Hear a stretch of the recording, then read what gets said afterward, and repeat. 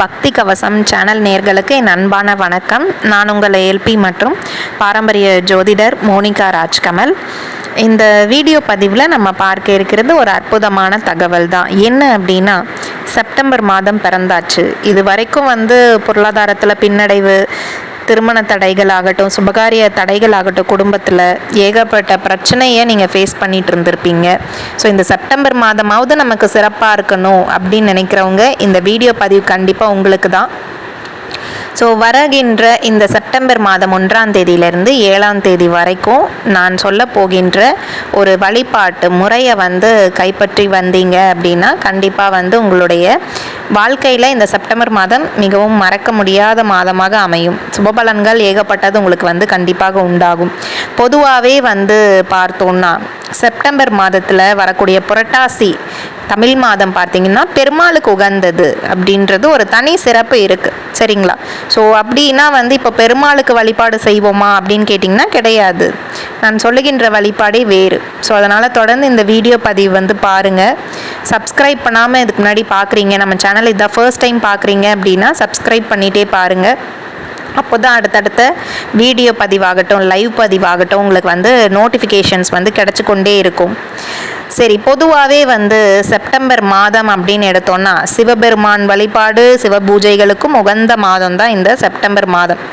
சரிங்களா? அப்பேற்பட்ட இந்த மாதத்தில் முதல்ல வரக்கூடிய அந்த 7 நாட்கள் சிவபெருமானுக்காக ஒதுக்கி நீங்கள் வழிபாடு செய்யும் பொழுது நிச்சயமாக நீங்கள் நினைக்கக்கூடிய காரியங்கள் அனைத்திலுமே சித்திங்கிறது உங்களுக்கு கிடச்சிரும். ஸோ பெருமாளுக்கு எப்படி புரட்டாசி மாதம் சிறந்ததோ இந்த செப்டம்பர் மாதம் என்று கணக்கில் எடுத்துக்கொள்ளும்போது கண்டிப்பாக சிவபெருமானுக்குரிய மாதமாக தான் வருது. ஸோ இந்த செப்டம்பர் முதல் கிழமை பார்த்திங்கன்னா திங்கட்கிழமை, சோமவாரம்னு சொல்லுவாங்க. சிவபெருமானுக்கு உகந்த கிழமை திங்கட்கிழமை. ஸோ அதனால் செப்டம்பர் முதல் நாள் என்றே இந்த வழிபாடை துவங்குறீங்க அப்படின்னா மிகவும் சிறப்பு. என்ன வழிபாடு அப்படின்றத இப்போ பார்த்துடலாமா? செப்டம்பர் மாதம் முதல் நாள் அன்று துவங்க முடியாதவங்க 2ஆம் நாள் கூட 1ஆம் நாளாக கணக்கிட்டு நீங்கள் ஸ்டார்ட் பண்ணலாம்.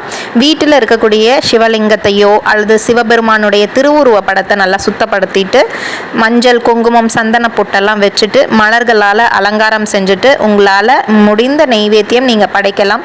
சுத்தமான பசும்பால், கற்கண்டு, நாட்டு சக்கரை இந்த மாதிரி எது கிடைச்சாலும் நீங்கள் நெய்வேத்தியமாக அவருக்கு படைக்கலாம். அடுத்து பார்த்திங்கன்னா தாம்பாளத்தட்டு ஒன்று எடுத்துக்கோங்க. அதில் 5 வெற்றிலை வச்சுக்கோங்க. அதுக்கு மேலே 5 அகல் விளக்கு, மண்ணினால் செய்யப்பட்ட அகல் விளக்கு வைத்து பஞ்சு திரி போட்டு நல்லெண்ணெய் ஊற்றி தீபம் ஏற்ற வேண்டும். இந்த 5 தீபங்களையும் ஏற்றும் பொழுதும் ஓம் நமச்சிவாய அல்லது சிவாய நம அப்படின்னு சொல்லிக்கொண்டே தான் ஒவ்வொரு தீபத்தையும் நீங்கள் ஏற்றணும். ஸோ 5 தீபங்களுமே சரி கிழக்கு திசை நோக்கியவாறு தான் நமக்கு எரிய வேண்டும். சரிங்களா? இதெல்லாம் டவுட் கண்டிப்பாக வரும். அதற்காக தான் முன்கூட்டியே சொல்லிடுறேன் வரிசையாக. அதுக்கடுத்து பார்த்திங்கன்னா சிவபெருமானுக்கு நைவேத்தியம் படைச்சிட்டு தென்னாடுடைய சிவனையே போற்றி எந்நாட்டவர்க்கும் இறைவா போற்றி அப்படின்ற இந்த வாசகத்தை ஒரு 11 முறை முழு மனசாக ஆத்மார்த்தமாக பிரார்த்தனை செய்யுங்க.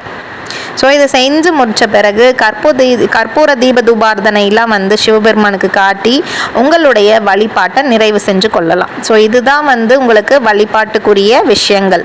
அரை மணி நேரமாவது, குறைஞ்சபட்சம் 1/2 hour ஆவது அந்த தீபம் எரியணும் வீட்டுக்குள்ளே.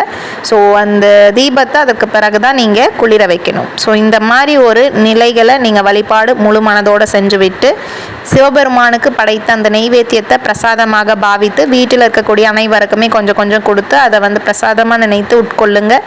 நிச்சயமாக உங்களுடைய வாழ்க்கையில் இந்த செப்டம்பர் மாதம் மறக்க முடியாத மாதங்களாக சுபபலன்கள் அதிகமாகவே கொடுக்கும். பண விஷயத்தில் இருந்து வந்த நெருக்கடிகள் விலகும்.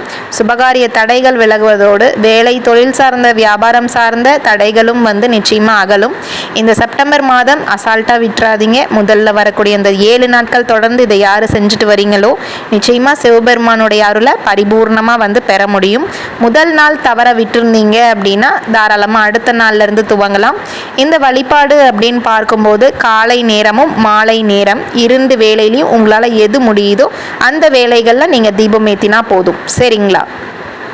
ஸோ இந்த வழிபாடு ரொம்பவே பயனுள்ளதாக இருந்திருக்கும். இந்த வழிபாட்டினுடைய வீடியோ பதிவை உங்களுடைய உற்றார் உறவினர் நண்பர்களுக்கு ஷேர் பண்ணி விடுங்க, அவங்களுக்கு பயனுள்ளதாக மாறட்டும். அடுத்தடுத்த ஆன்மீக வீடியோ பதிவில் நான் உங்களை சந்திக்கிறேன். அனைவருக்கும் நன்றி, வணக்கம்.